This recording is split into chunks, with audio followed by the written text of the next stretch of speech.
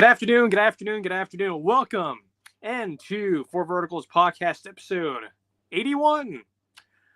This is the pre-show. We're sort of starting on this new little method here of us doing the actual pre-show before the actual show gets started. Doing this to let people in here. I'm actually going to put in the link, forgot to do this, into the Twitter. And by the way, this is not the actual show. If you're looking for the real show, just move the slider on the bottom of the screen over just a little bit. But yeah, this is the pre-show here. We're going to get the link sent out to Twitter. So for those of you over there can join us. I have not started a recording for the Spotify version, not the video version. So don't worry, you're not really missing anything. You're a little more of a pre-show. Again, a little different style we're trying out. We may not do this for every show, but we will do it for this one. So here we go. Get the post going here on X. Going to type in "we are live." Put this over microphone down. Don't need it just yet. A little bit of a behind the scenes here. There we go. Like that. The link is in the social. And we'll get started here. Hopefully everyone's having a good day. Certainly I am.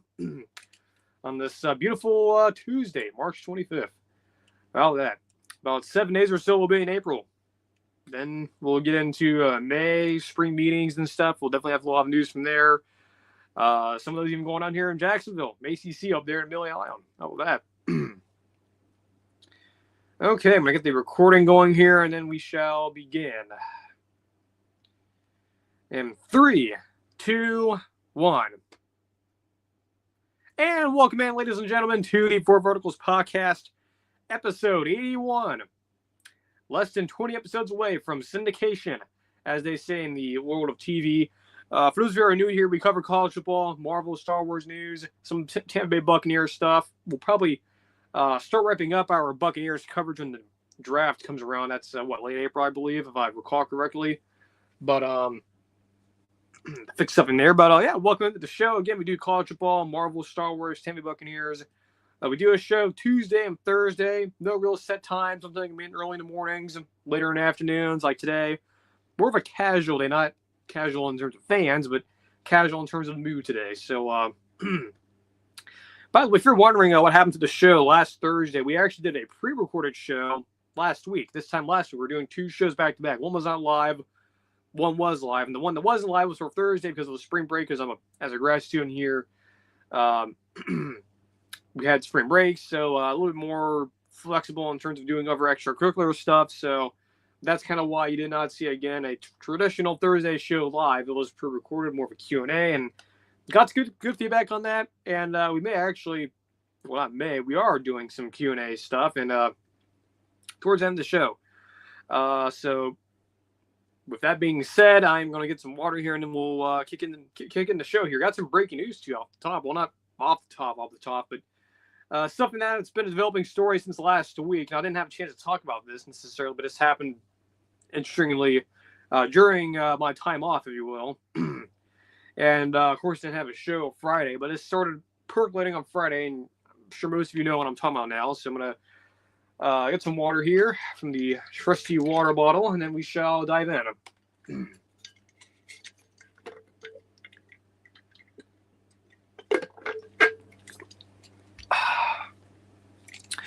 Okay, so this happened right a couple hours ago before when I was thinking about where I was talking about on the show today. Originally, we were going to start out with the spring intel, but this happened. So Troy Taylor emphasized the word was the head coach at Stanford. He was there he's been there for the last couple of years. Was at Sacramento State for a number of years. Did a really good job over at Sacramento State.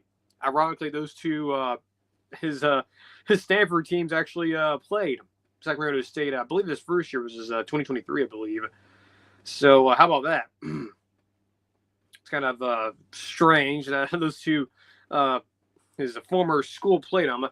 But so what happened was the past couple years, and he went 3-9. So he finished, and his entire record was 6-18 overall, 4-13, and in conference play, Pac-12, and now the ACC. gosh, I can't believe it's actually real that Stanford is an ACC school, but whatever. Geography doesn't matter anymore in college football. It should, but so he's there for a couple of years. Of course, they get that. I think everyone remembers the very short tenure of the Troy Taylor year being that Stanford Colorado game, which was like 24-3 or whatever, and they came back and won in overtime. The Islander kid had a great game. I think he's still there. I don't know.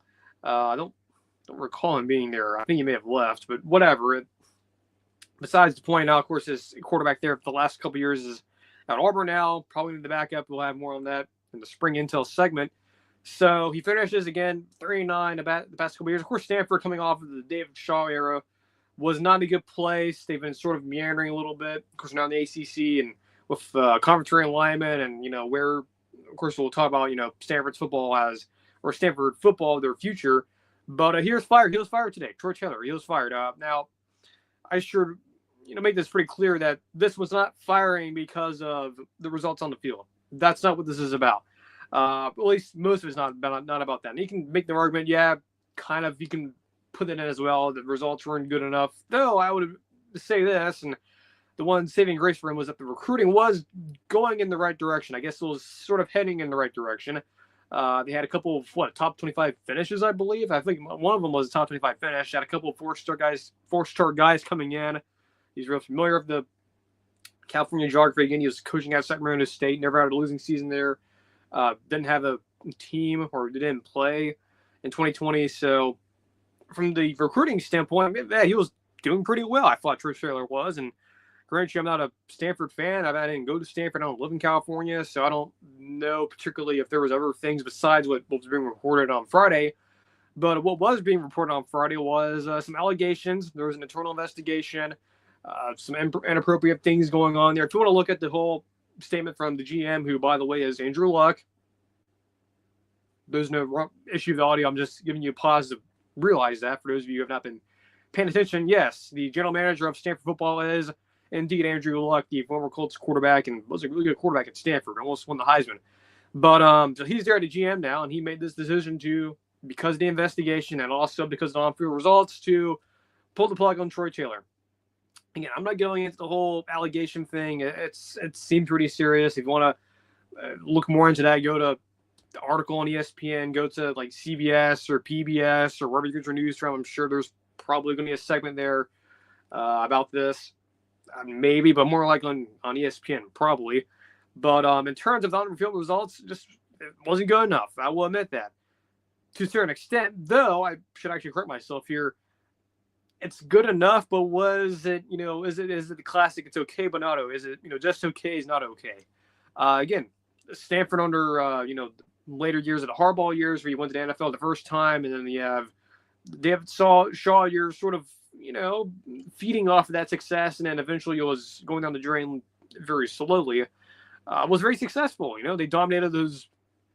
I remember when I was first getting into college football back in 2012 and 2013, when they would consistently beat those Chip Kelly, Mark Helfrich Oregon teams that were like number 1 and number 2 a couple times. They're very competitive, very physical. A lot of great players came through there, and it sucks that program is not what they were when, at least when I was kind of growing up as a youth. They've just not been the same. And I think this firing and the results on the field, and again, I'm not ignoring the allegations stuff. That's not related to the football stuff. That's more of a news legal thing, and I'm not qualified to really give an actual opinion on that. It's not good from what I've heard, and it's been something that's been sort of percolating underneath the surface, despite the fact that, again, they've been doing well in recruiting. Yes, it's been bad, but it's like, I guess I'll address what I mean by that. But again, if you want more information on allegations and stuff, you can go to the article. I'm sure I've already looked. There's a whole bunch of articles and opinions and stuff, so you can look at that. But from Stanford's future in football standpoint, and I'll get to candidates here in a minute. Now I'll address my own thoughts on candidates and coaching searches. But in terms of Stanford's future in football, this has been a conversation that's been had by a lot of guys. I think Josh Pates talked about it. The guys on Cover 3, Bud Elliott, Chip Patterson, those guys have talked about this. It's Stanford's future in football, right? So some of these schools who focus more on Olympic sports than the sort of traditional athletic sports like baseball. Of course, football, basketball, in that order, then baseball. Stanford doesn't really contribute to that side. They don't really have an they've not had a historical presence in football. Sure, there have been eras in terms of success. So I go through like the Bull Wash eras, I believe he was there. Of course, recently with Harbaugh and Shaw.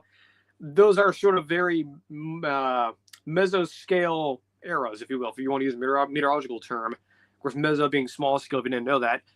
So very mesoscale eras of success. It's very small scale success. And there's nothing wrong with that. It's great, right? Yeah, it's great to see Stanford having, Rose Bowl wins and, almost getting into the playoff as a 2-loss team and then, so that's good for if you're a Stanford fan.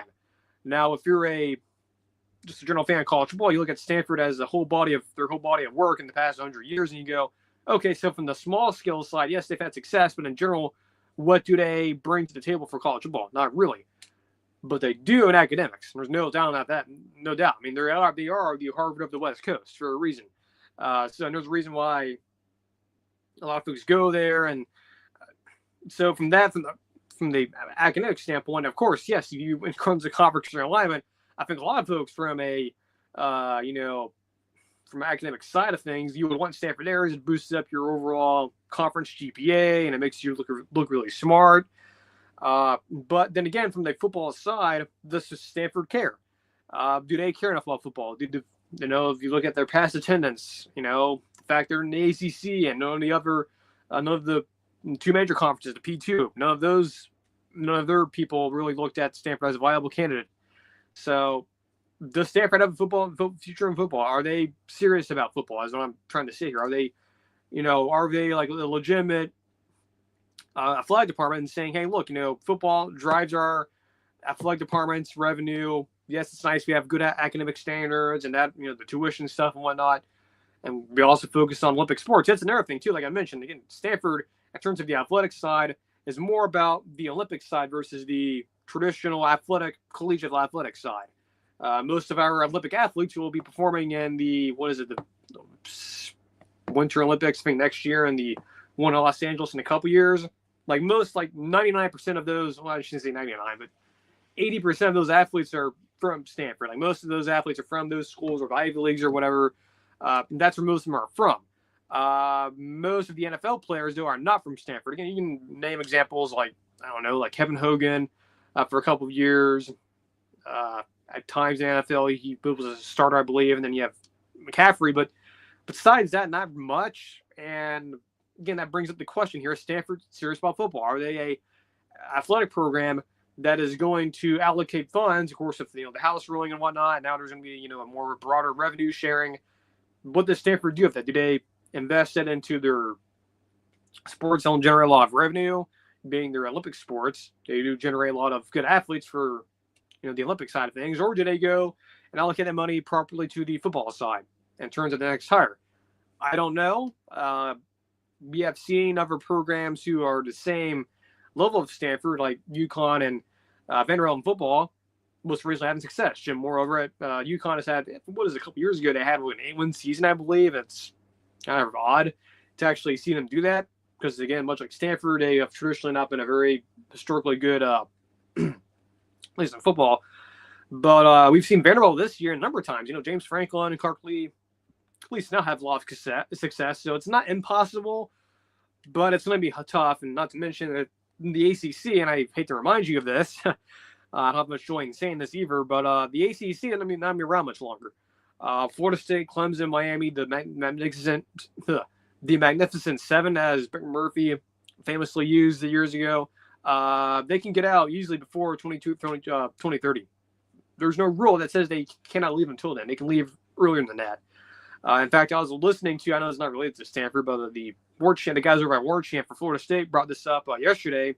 That the ACC is going to implode before 2030. It's going to be, it may not be next year, year after, but in like 2027, 2028, that's probably going to be gone by then. So just as a little reminder for Stanford that they may not be in a major conference for very much longer. They could very well be relegated to like the Mountain West or something, which is mind-boggling. Imagine telling yourself that 10 years ago this would happen. But in terms of Stanford, of course, now Troy Taylor's fired. It's vacant now. what does Stanford do in terms of their next head coach? The thinking out there, and of course, I listened to a lot of people. Andy Staples earlier, he was doing a show. I'm sure Josh Pate, will have, of course, have a lot of this show Thursday to cover for you guys. Be on tomorrow, so you'll be hearing them tomorrow and the coming days of what their opinions are. But thinking the stuff I'm hearing from what Andy Staples said and some of the folks over at 247 and CBS Sports is that the broad thinking is, and the general thinking is, that Stanford's probably going to be doing more of an interim coach. They're not going to go and hire someone now. Sort of, I guess I shouldn't say them doing what Arkansas did, and I guess not really, but really backtrack, doing what Kansas did with bringing in Leipold after the Les Miles stuff. Leipold leaves wherever he was. I forget, what is it? Wisconsin, Whitewater, I believe. I think that's where it was. I could be mistaken. I don't remember exactly where it was before. I shouldn't know, but his previous stop where Leipold was, he was hired away and went to Kansas, and they had began having success, and you've seen where they are now. So it's not impossible to do that. It's not impossible to get a sitting head coach somewhere, be the G5 or the FCS level, and say, "Hey, coach, I know it's after spring. Do you want to, or during spring, do you want to come to Palo Alto, California, and go coach in the ACC for a couple of years, and then I don't know where we're going to be." Because that's the problem too. If you're going to get a new coach, you have to at least be honest with them. Yeah, the conference we're in right now is not going to be around much longer. So that's something to consider if you're a coach of a pretty high standard, right? Do you want to be, I don't know, think of any really good G5 or FCS coach? You want to go to Stanford for a couple years and knowing that your conference is going to be dead soon? So that's something to consider too. So again, back to what I was saying, the general thinking is they're probably not going to go the Lance Leipold route in terms of getting a guy hired during spring and quickly getting the staff together in a time where college football coaching cycle is usually quiet by now. Or do they go the route of Arkansas after Blair Trano got fired for the motorcycle scandal thing? They go bring in John L. Smith and they sort of right the ship, and they'll do a traditional coaching search come next December. Not next December. That's this December now. That's probably the way they're going to go. I think they're going to probably bring in interim, either internally or externally, whether it be a retired coach, whatever. And then they will probably just go for this season with interim coach, knowing that he's probably not going to be coming back. Then they just do a traditional coaching hire in December or November. So probably not the route they're going to go here. One more thing, too, I want to bring up. Of course, like I mentioned at the beginning, kind of important, if you're paying attention, that Andrew Luck is the GM at Stanford. He is the GM. He is the general manager. Yes, the same Andrew Luck again who played in the NFL and was at Stanford before. He made this decision, not the athletic director. Now, of course, the athletic director has to sign off on it, and you have to get the boosters involved and the board of trustees and whatnot. And of course, there was a formal investigation going on, as reported properly by ESPN last week, that Andrew Luck, in a lot of ways, got the ball rolling on this decision as a general manager, not a athletic director, but a GM. I think Josh Pate mentioned this. I believe Pate mentioned this last month, but I'll sort of echo what he said, and I agree. They're going to see this happen more and more often. This is going to become more of the standard. Instead of the athletic director making the decisions in terms of hiring and firing, at least on the football side, you're going to see GM taking those decisions. Maybe not so much necessarily at the major P2 level, at least right now.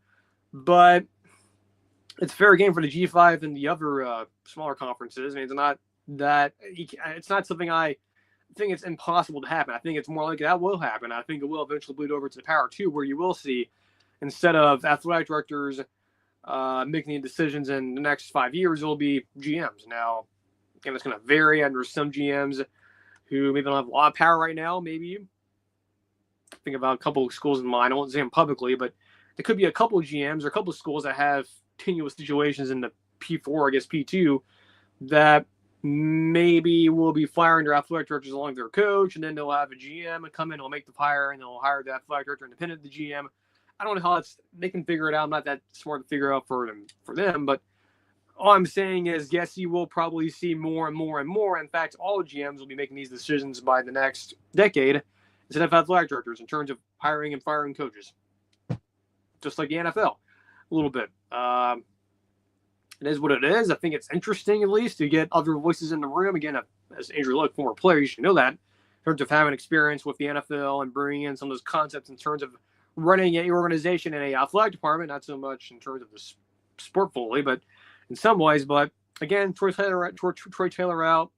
In terms of candidates, again, there probably won't be any. I do expect this to be probably a more, again, not saying the exact same thing, but more quasi to a John L. Smith, Jim Grobe coming in for Baylor during that scandal, sort of a handler for the season, interim coach, whatever the record is, whatever, fine. We'll do a more proper search throughout the year, the next 6 months or so. They'll probably be looking at potential candidates. But then again, what is Stanford football? I mean, what is, like, one thing I'll end with this, and then we'll move on to what should have been the opening topic, at least I thought it was going to be, until this happened. Can anyone in the comments who's watching this video can at least mention that, or at least answer this question? Do you know what Stanford football is? What do you think Stanford football is? That's probably a better way to phrase it. What do you think Stanford football is? Like what do you think of Stanford football? Do you think of it, as being just a 5-7 4-8 program, a 6-6 program is maybe good enough, or a 6-6 season is good enough? Do you think they should be a ACC or whatever conference they'll be in the future? Do you think they'll be a conference championship contender? I don't know. Personally, I don't know, but maybe you guys can answer that in the comments. If anyone watches this, or at least if you're on Spotify, you can answer in the reviews. But yeah, Troy Taylor fired, Stanford. I would assume no traditional coaching search. Now, again, I could be wrong on that. They could very easily hire someone. I know there's been a lot of rumors about assistant coaches and FCS guys being involved. Look, that's not impossible. But the thinking I'm getting is that they will probably just wait and do the traditional coaching search in December. Although, again, you may also make the argument, well, you may as well get someone now before someone else swoops him up. True, but then again, you're Stanford. Again, do you really care about football that much? Personally,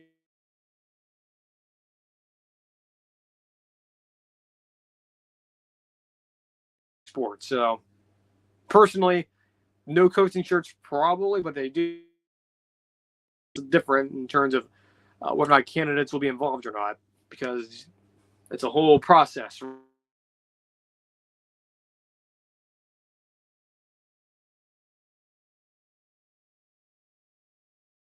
Cool.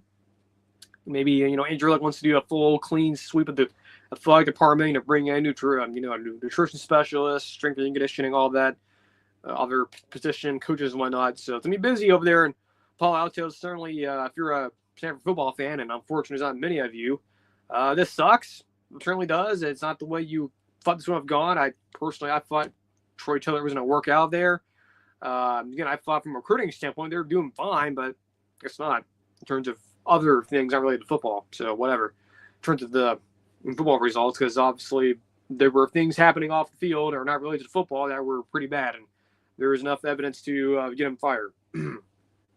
So we're talking for almost 30 minutes. So because of that, we're going to get some water, and we'll go into the spring intel portion of the show.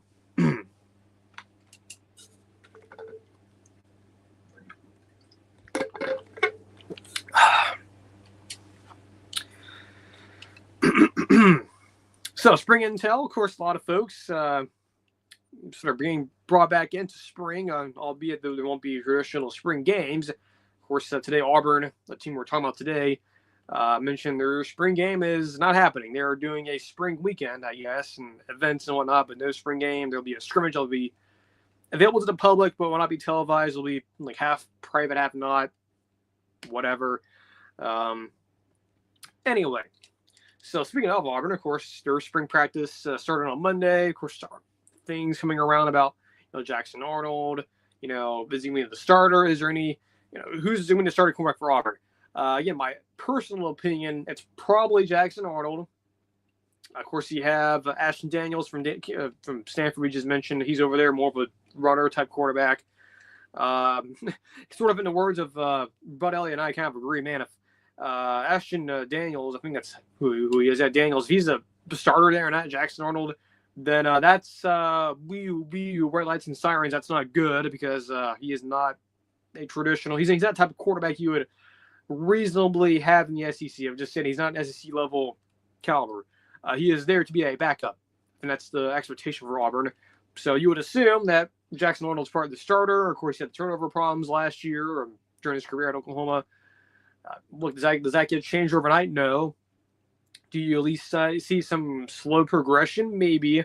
Not a guarantee, but maybe. Of course, the big point of contention for Auburn in terms of quarterbacks is about Deuce Knight, true freshman kid, very raw.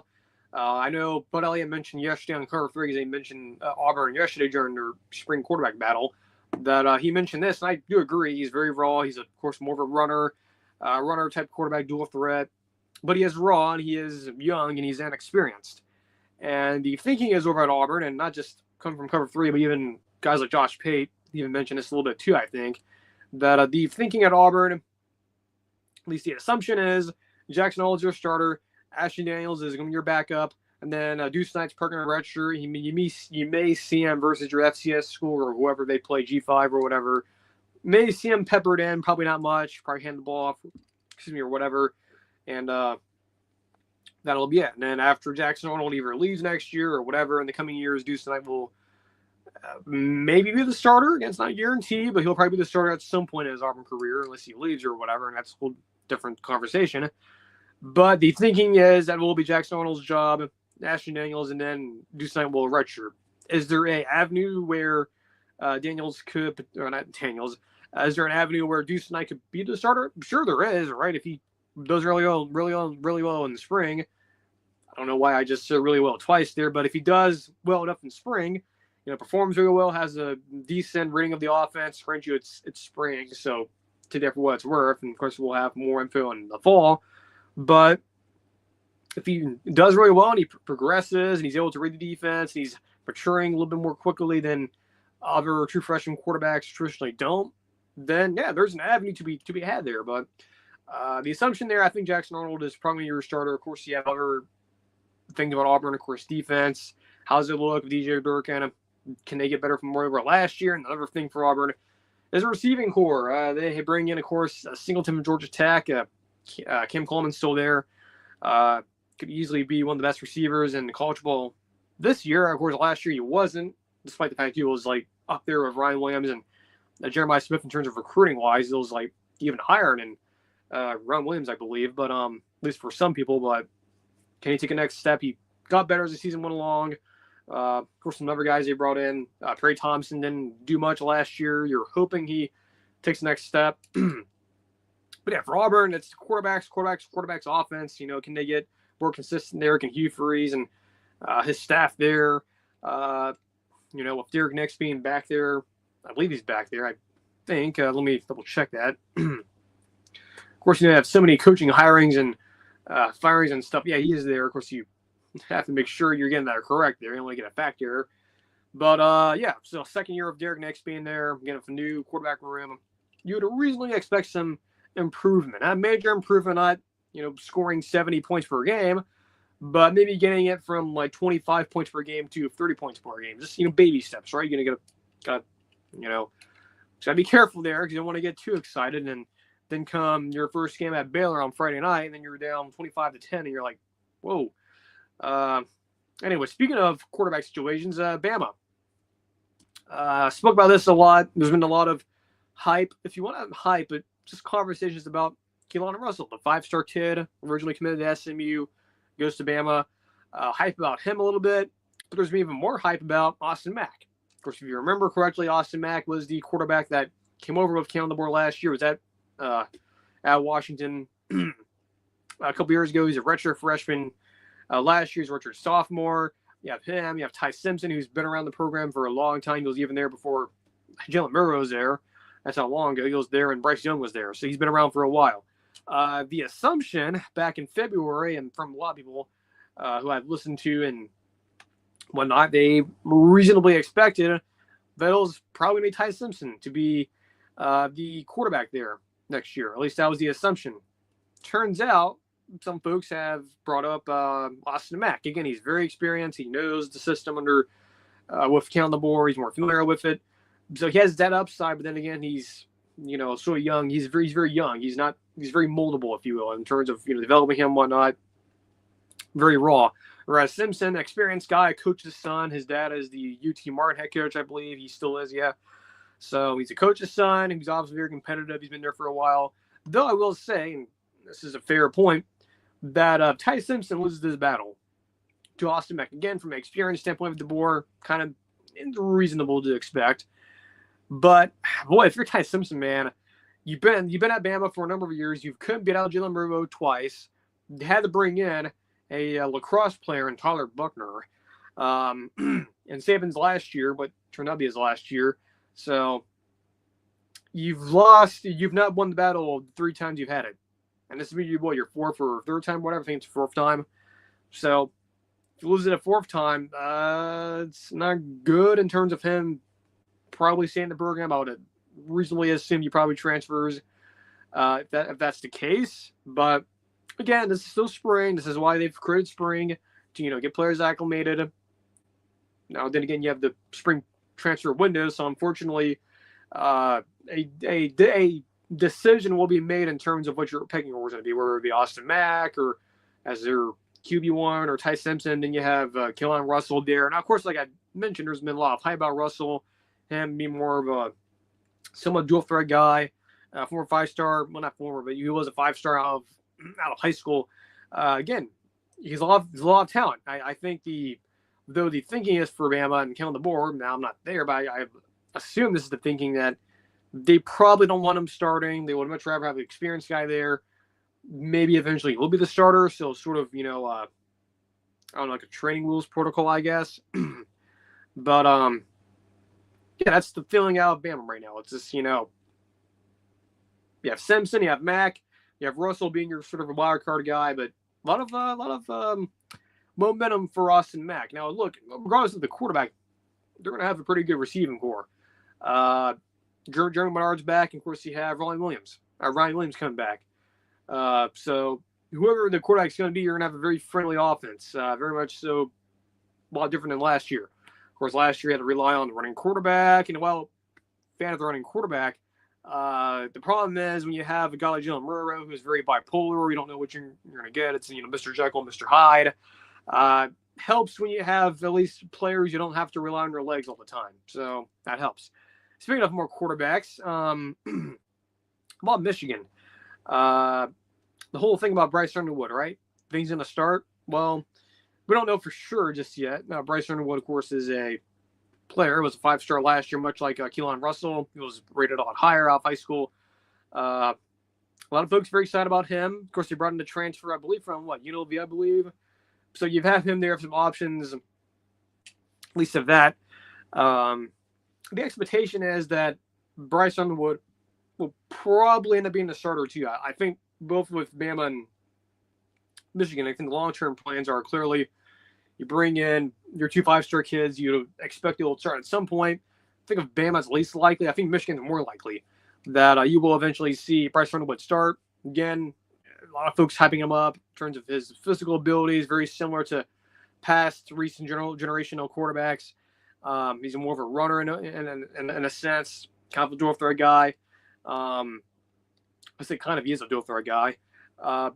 Sort of like, I know a lot of folks using the Cam Newton in terms of physical side and not necessarily intangibles and skill set and be able to, and his play style wise is very comparable. But I think, well, at least of me, in terms of the abilities and what he could bring, he's sort of in a lot of ways, it reminds me of DJ Lagway in terms of what Florida ended up doing with him, which was sort of peppering him in. And of course, eventually, with the transfer they brought in from Wisconsin last year, I forget the guy's name for some reason, but he got hurt. He got hurt last year.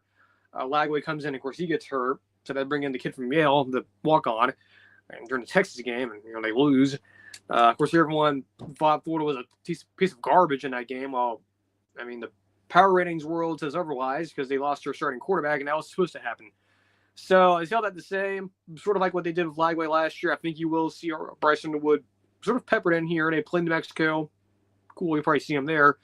At Oklahoma, probably not. Central Michigan, probably. And then it gets real in a hurry. You have Nebraska, Wisconsin, at USC, Washington. That's the Michigan schedule. So look, they won games last year without Bryce Underwood, and this is largely the same team in some ways, though they are losing a lot of guys on defense. Of course, Sherrone Moore's second year, they bring in Chip Lindsey. So they can figure it out. They're smart. Hopefully, they can figure it out. At Iowa, want you to pay attention to his name here. Not necessarily focused on Iowa itself, but in terms of the quarterback situation, there's someone you should know the name of. Now, if you've watched a lot of college football shows, you should probably know who this is. Or if you didn't, here he is. It's Mark I think it's Gronowski, I believe. Yeah, Mark Gronowski. Gronowski was at South Dakota. He was a freshman there. He didn't play, or he did play in 2020. Didn't play the year after. He's had an injury. But besides his injury year and his first year, well, actually including his first year, he's a really good quarterback. 15-3 touchdown INT ratios first year, and then 26-5, 29-5, 23-7. Total there being like close to 100 touchdowns and 20 INTs. That's pretty good. He's also a dual threat guy, more of a passer than a runner, but he's also a pretty good runner too. Now after the injury, you could probably assume his rushing numbers did go down a little bit, but the bottom line is he's at Iowa now. And of course, Iowa has been traditionally horrible, well, not traditionally horrible, but they have been horrible the past number of years in offense. And of course, that changes after changes. Of course, Brian Ferentz goes out last year, as was he to bring in Tim Lester, former head coach at Western Michigan. So he comes in to a very beleaguered offense last year, did Tim Lester, and he takes over, and they improve a little bit to a certain extent. It was a very much so work in progress. Though I should say in their 2 Big Ten games in late October, early November, they scored a combined 82 points. So good. That's good. That's progress being made. Think of him being there in his second year. You bring in someone in Gronowski, who is a legit gamer, I think. Granted, the FCS level, of course, we'll see how he translates, but he's the best option, or at least he is the best quarterback in terms of talent, resume, skills, and abilities that Iowa's had in a long time. At least in a while. So that's good. That's good for Iowa. Though their schedule is tough, though. I mean, they have Iowa State, and the Cy-Hawk Trophy game, it's in Ames. And they have 2 basically FCS games. I know one of them's UMass, but they're FCS, whatever. Then it gets real in a hurry, sort of. Rutgers, Indiana, Wisconsin, Penn State, Minnesota, Oregon, USC, Michigan State, Nebraska. So that's the Iowa schedule this year. It's not easy, not tough either. But I think with Gronowski coming in, you have experience there at quarterback. You have Tim Lester, who is improving some things there. And a Big Ten, in terms of your, third-layer teams or third-tier teams, it's a bit wide open, right? You traditionally look at your tier ones being Oregon, well, traditional actually being Ohio State, but nowadays it's, Oregon, Ohio State. Then there's a bit of a small mini gap, a mezzo gap. Then you have Penn State. Then after that, it's kind of, Wisconsin, some mixture of that. Michigan in past years has been up there, but I think now they're sort of in the mixture, if you will, in terms of different teams. But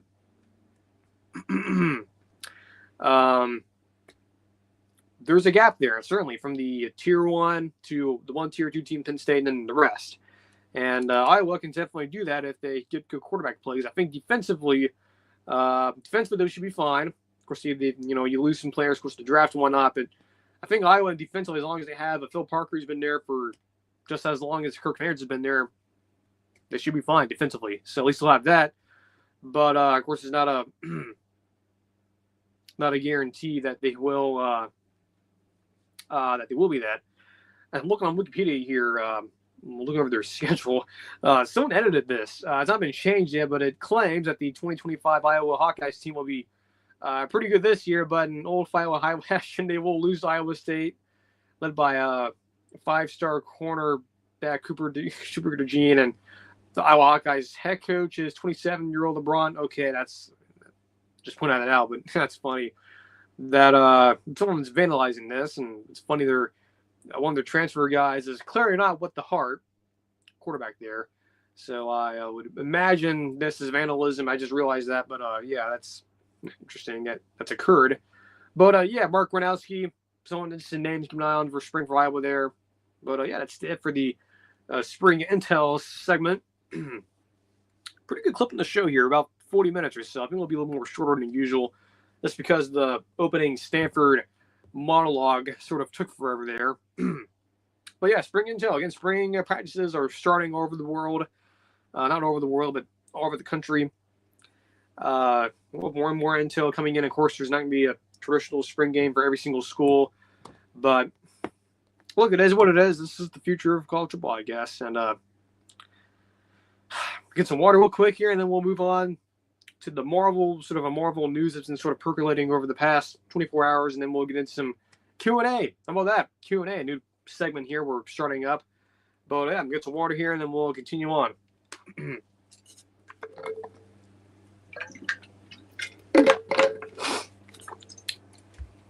By the way, if you have not subscribed to the channel yet or subscribed to the podcast feed, make sure you do. Nothing happens. I don't, knock on your door and force you to sign a form or, call your cell phone or email you or text you or whatever. None of that happens. It's completely free. Just make sure you're subscribed. Not required to push the notification bell. It's optional. You can do it if you want to. I personally don't for most of my channels I watch because I check regularly.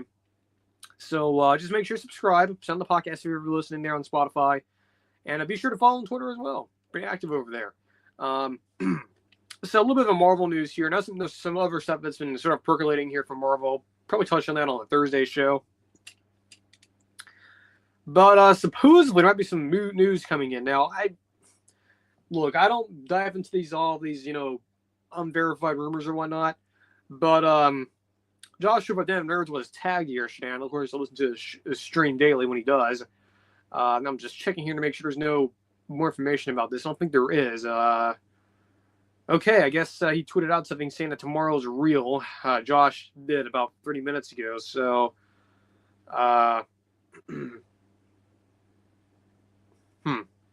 So that's interesting. So anyway, so if you're wondering, if you're not sure what I'm talking about here, what I'm referring to, so Joshua Dan Nerds again was tagged yesterday by a viewer, this follower, probably subscriber on YouTube, on X yesterday, and he brought up, at least the person I tagged him, saying, hey, this guy, Chris Gore, who's a Hollywood insider, sort of, he's used to work in the industry, not anymore. He has good connections there, at least from what I'm told. I've watched some of this stuff, but of course, Josh responds and said, what do you mean? Of course, the guy on Twitter sends him the stream, and he timestamps it to where Chris Gore brings this up. And I watched the part of that stream, and then Chris brings it up saying, hey, and I'm paraphrasing here, by the way. And Chris says, hey, I have a source who's telling me, expect some Marvel news tomorrow. It could be on par with the, RDJ coming back as come back to Marvel as Doctor Doom, sort of on that level. That's sort of what he said, and people were on his stream, the other coast or whatever, they were telling him, hey, do you know what that means? And what was your source referring to? And Chris openly just said, I really don't know. He just said it was pretty vague.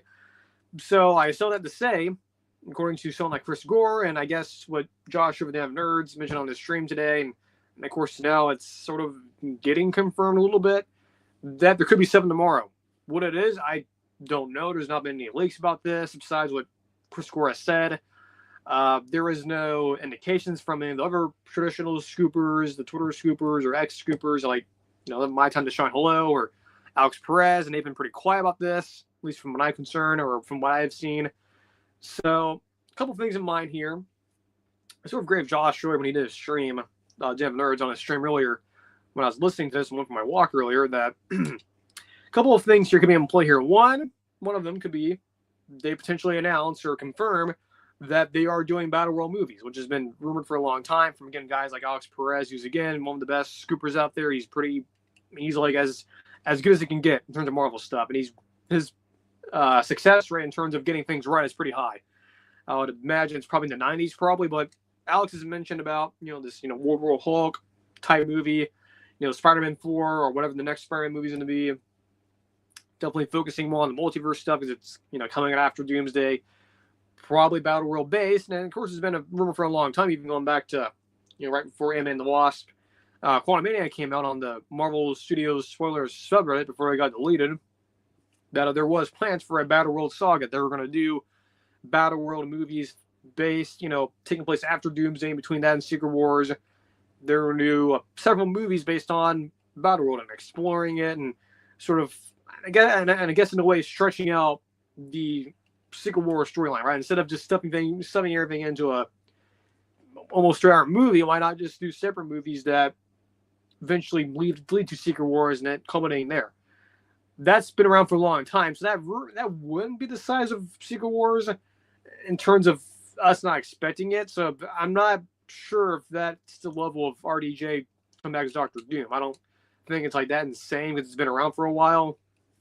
So that's their potential casting. Maybe for like the X-Men, for example, maybe they officially announced some people that has been rumored by Jeff Snyder. Again, that's not, again, a surprise or anything. Because, again, Jeff Snyder, again, much like Alex Perez's success rate in terms of getting leaks and rumors right, is high up there. I mean, he used to literally work for the trades. So, and by the way, too, I should make this, probably clarify this. Once this news coming out, it's not something Marvel is announcing officially. It's coming from the trades, which is essentially Marvel officially saying this because they have to approve and whatnot. So that's where it's going to come from. Like, think of Hollywood Reporter, Variety, places like that. It's going to come from there. It's probably a big article, probably. So unless someone else gets it before, like, I don't know, Alex Perez or Jeff Snyder. But so again, casting news, whether it's X-Men or maybe they're officially announcing that they're bringing back some of the OG Avengers actors, like, Scarlett Johansson, Chris Evans come back as evil variants, which is, again, another concept that's been around for a while. That's been rumored for a long time. It's been leaked and hypothesized or theorized or whatnot that they could be doing that. So that could be on the table too. But then again, that's not a surprise. So the more and more I think about it, I don't know. Again, there's some pie in the sky ones, right? There's one I thought about earlier when I saw this brought up yesterday and even today. I'm like, it would be really crazy. And I'm not saying this is going to happen. I'm not predicting this fully, but in terms of a pie in the sky situation, and what would be on par with just an absolute insane news coming out from Marvel, I guess them recasting Kang, maybe, if they end up, bringing a new actor to, replace Jonathan Majors, who was, of course, fired. And, there's been a lot of conversation, too, with Majors coming back. And I have not addressed this, but there was that whole Rolling Stone article that got some audio that was obtained from them. And clearly that's not good. And then again, he goes on Stephen A's show last week, and that was pretty smart damage control there. That was obviously pretty much coordinated, I'd imagine. But if a very odd pie in the sky move from Marvel here, if there is indeed news coming, which I believe there probably will be, a very much so pie in the sky move here would be recasting Kang and bring in a high level actor.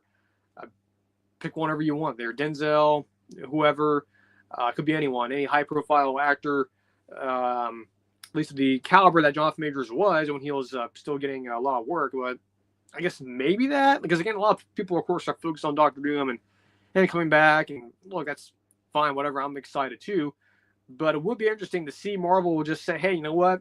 We have Doctor Doom and we're doing that stuff, but we have Kang. We have not properly concluded that. We're just going to announce we're recasting him. There will be a new actor playing him. He will be involved in some way in Doomsday, but he won't be the main villain. I could see that. I think that would be pretty insane to get to actually see that happen. Would it be divisive out of all the other options? It probably will be. I'm sure a lot of folks will be happy about that, especially if you're a Doctor Doom fan, and if you're someone who's been happy that they're pivoting towards Doctor Doom. But that's the only one I could see that being very controversial and very on par with RDJ Doctor Doom in terms of, them bringing in a secondary villain who they were phasing out, but instead they're could potentially bring him back and finish up the story. Though then again, that's also been rumored too. They could also do that as well. So again, there's certainly going to be news here from Marvel. I would probably lean towards it's certainly on the table. I'm not expecting it tomorrow. Again, my 100% believing this will happen. Personally, no. Again, just because it's one person saying it. Again, I'm not saying Chris Gore is dumb or anything. I'm sure he has a lot of good sources. I'm sure he heard this from someone who is pretty reliable, and I'm sure it's someone who's not lying to him. But I just don't know if what I'm getting at here is that there's been times where people have teased things, or things have been teased before, like movie trailers or whatever, are expected to come out on a certain day, but they don't because it gets leaked out, and the studio or whatever doesn't like that, and they change their plans or whatever.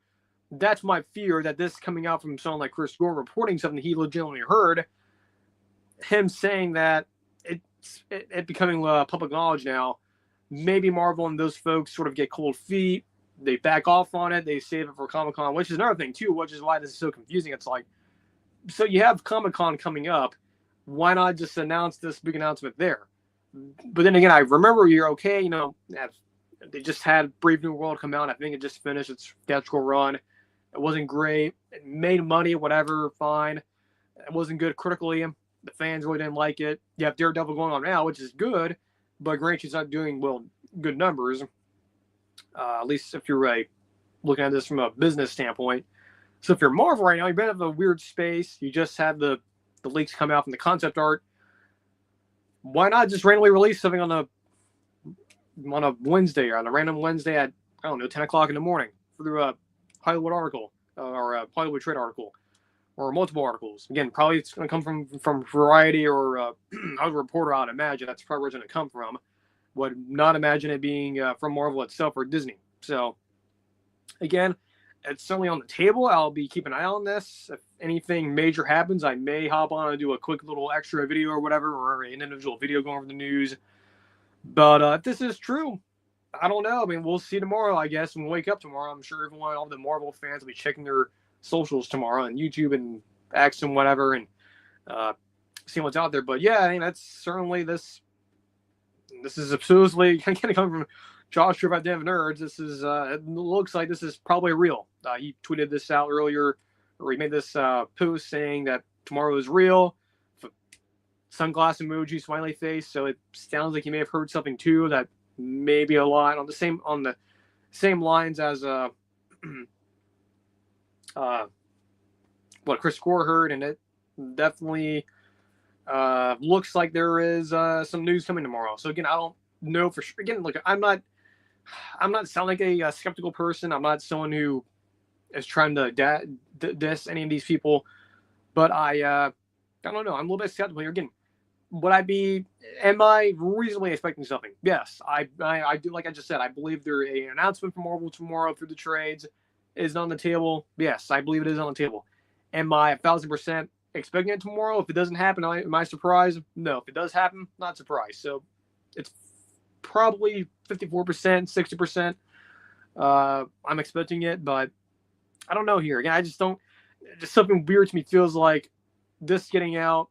The studios and the trades probably were preparing something, and then they hear this is getting out. They probably are not happy that people are reasonably, they're not surprised with this. They're not surprised. They're not going to be caught off guard tomorrow when they see this in the socials. So there's a small chance they may get cold feet and they may not do this tomorrow. But if they do, then we'll see what it is. And I'll be here to react to it. And like I said, I may do an extra video tomorrow, an individual video on the channel. We'll see. But yeah, that's the Marvel news tomorrow. Again, we'll see. But I'm cautiously optimistic on this. We'll see what happens. If there is something tomorrow and it is real, then we'll be here to cover it and we'll put out a video. We'll quick here do some Q&A here and then we'll wrap up the show. A couple of questions here just off the top. Well, not off the top, but some questions here just to end the show with. And when we did this last week on the Thursday show, and I think we'll, especially now we're in spring and summer, we can sort of introduce more of these Q&A type questions. So just I have a long list too of so we're not repeating questions. I'm keeping track of what we're asking or what I've been questions I'm answering here. So the first question here in the Q&A, and we'll make sure to keep this not too long as I'm readjusting myself here. Is first question here is Georgia Tech this year going to be similar to Louisville in 2023 and Syracuse last year? And what that question is referring to is Louisville and Syracuse. Syracuse last year and Louisville in 2023 benefiting off of a workable schedule. Of course, that was the big talk back in 2023 with people like Josh Pitt and guys on Curve 3. And a lot of people start picking this up. And you can easily do this when you go on like the Wikipedia page or whatever, look through the schedule and you go, that's a workable schedule, reasonably workable. Now, it's not a guarantee, but it's reasonably workable, right? You can look at a certain schedule and you can look at it, look at the opponents, which ones would you, if you were to rate the teams in the list or whatever, would you, how many of these schools would you be favored over?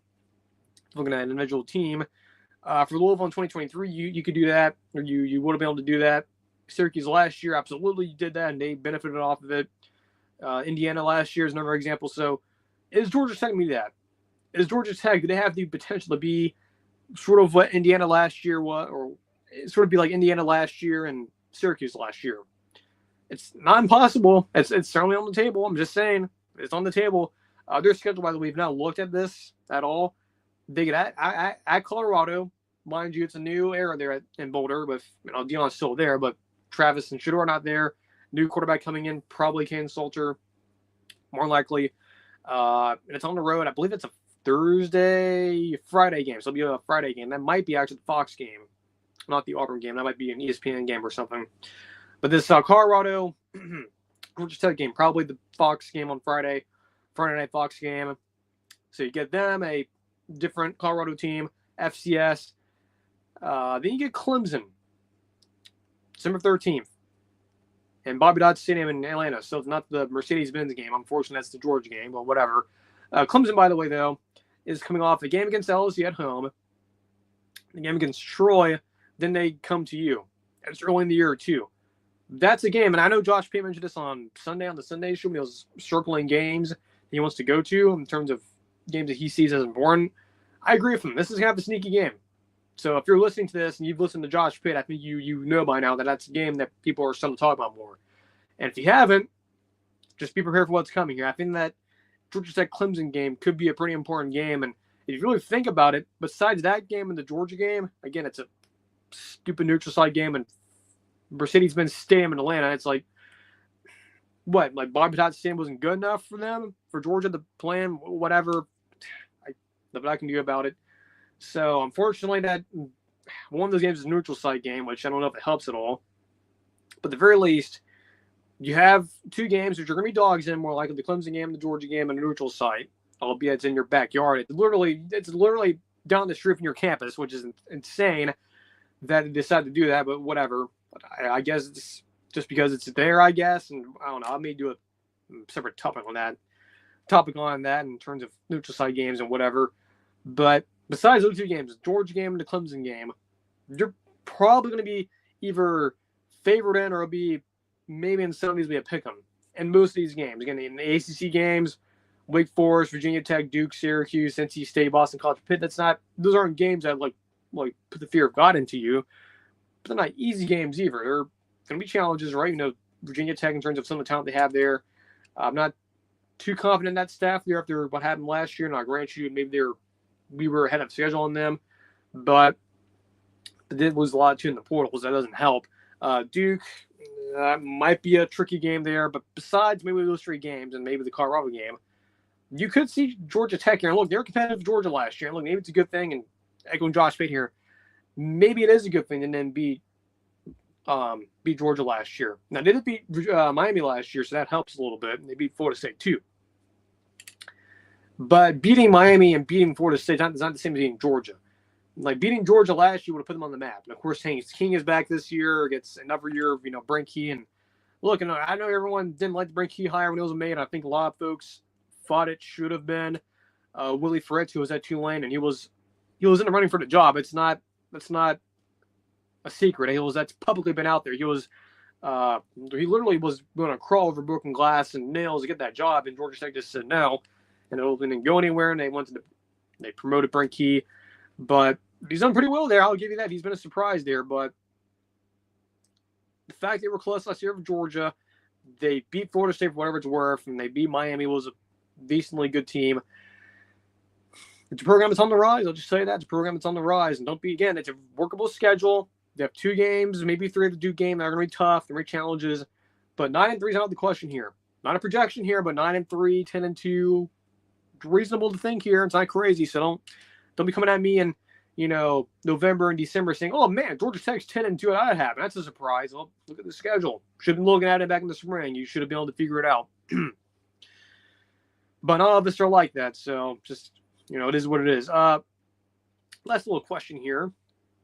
Question I think a lot of us are wondering about is how do Marvel leaks and rumors happen? So to sort of touch on this, I guess I really want to do a bigger segment on this. I think I've done it before, but people do often come back and or people do often watch the show who are new and so they haven't listened to previous shows I've touched on this subject. So I figured why not do just a broad strokes segment question just to go ahead and address this. So from what I understand, and of course, it's stemming from kind of related to the leaks that happened a couple weeks ago with the concept art, is how do some of these scoopers like Alex Perez, My Time to Shine, and all of these different scoopers and leakers and guys like Daniel Rickman and Charles Murphy in the past when he was doing this a lot more. How did these guys or whoever these people are get their information? How do they get these leaks and rumors? Like how do these happen? The way it's been explained to me, and I think Joshua of the Nerds did a stream, and I think this time last, and I think he made it private for a couple of reasons that I'm not going to get into here. Some of it was, a bit of a not scandalous, but just some things he didn't feel comfortable with being out there. So he ended up making the stream private. But I was there when it was available, so I think the way he explained it in a way I understand it is, and this is the same for any realm of journalism, or it be sports, news, or whatever. Leaks and rumors happen when you have good connections, or you have sources, right? You have people who are in the know, and some of these people, in some ways, are either people within the organization, so it'll be Marvel, Disney proper, VFX artists and whatnot. So people you have connections with. These could be friends, people you know. Now, another thing that Josh has pointed out too, that some of these people who are getting this information, who are reaching out to these people, are could be just legitimate friends, right? People who may have friends who work at Disney or Marvel's PR department, who they talk to, or maybe friends who work at VFX artists, or these are family members of higher ups at Marvel who have Twitter accounts, who are anonymous. Perhaps some of these execs, children, family members. Again, it could be anyone. But at least that's the way Josh has explained it before. But I think the way I see it, how these leaks and rumors come out, how a lot of people probably wonder, how are these people getting these very detailed descriptions and very specific things and whatnot? Well, the leak that happened a couple weeks ago is part of the puzzle here, sort of revealed to you how the sausage was made. That's part of it, is the concept art. A lot of this concept art, again, if you're one of these leakers or Twitter leakers or whatever, and Twitter scoopers are on X that put this information, whether it be through paywalls or just publicly out there, those people, their information they get is from concept art. Most of the time, it's concept art. It's sent to them. It's maybe a PR person at Disney or Marvel happened to be walking by a room or that was open, and they peeked in and they got their phone out and they took a photo of it and they sent it through a text message. That's probably how it happens, and they send it, and it's a piece of art that is out of context, and it's not fully representative of a movie as in its final form, and the scooper gets a hold of it, and they put it behind a paywall, and they tell their subscribers, and eventually gets out there through YouTube videos and stuff. That's how it happens. Again, it's family members, friends of these VFX artists, PR people at Disney and Marvel that get information through back channels, through text, DMs, or whatever. They get sent screenshots or photos of concept art or cast listing, or maybe photos of drafts or whatever. It's a lot of different ways it could happen, but I think the most of the time how it happens, it's usually through concept art, which is why you hear some of these leakers and scoopers on Twitter who report things, like people like Alex Perez, My Time to Shine Hello, who report things or say things on Twitter that end up being not true, but do end up being true, because you end up seeing the concept art that gets released a couple years after the movie comes out, and then they say, that's what we're referring to in terms of this. For example, Multiverse of Madness, there was rumors about Ironmonger, Boulder Debris being in the movie. Turns out they were not in the movie, but then My Time to Shine Hello, when the concept art comes out, when it gets published publicly, they say hey, that's what I was referring to. That's what I saw. I couldn't just show you that concept art, or else my Twitter account would get taken down or whatever, and I get I don't know, targeted as a mole within Marvel. But yeah, that's how they get it. Again, it's for concept art that gets sent to them from friends or their family members or children of some of these execs, and they somehow get access to information they're not supposed to have, and they get this information, they have to describe it because they can't show it, or else they get in trouble and people find out. But it's the same way in the world of college football too, and that's just Marvel and Star Wars or any of this pop culture stuff. It's the same way in football, right? How leaks and stuff come out, it's getting sources and building relationships with them, and dimming them and saying, hey, have you heard something about this? And they tell you, hey, I can't let you say this publicly, but just between us and the DMs here, yes and yes, this and this is happening. And sometimes it's not necessarily coaches most of the time. Now, people like Josh Payton has been around for a while. He has coaches, literally their cell phone numbers, and he can talk to them.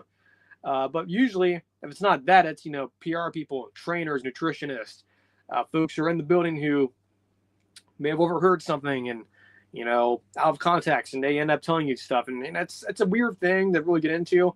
As someone who is a communication major, I've had conversations with professors and stuff about this, to where they've explained to me that's kind of how it is, just building relationships. And you got to understand, too, the legal stuff and not try to get sued here again if you end up saying things you're not supposed to say, that you were told not to say. They could easily sue you, whatnot. It's, a lot of ethics of communication and everything. It's a whole rabbit hole, but I could very easily do a whole individual video on this probably at some point in the future. Maybe not now. I'm doing this as a Q&A question here, but yeah, that's how these leaks and rumors happen for Marvel. At least that's the way I'm explained, or at least that's the way I understand it.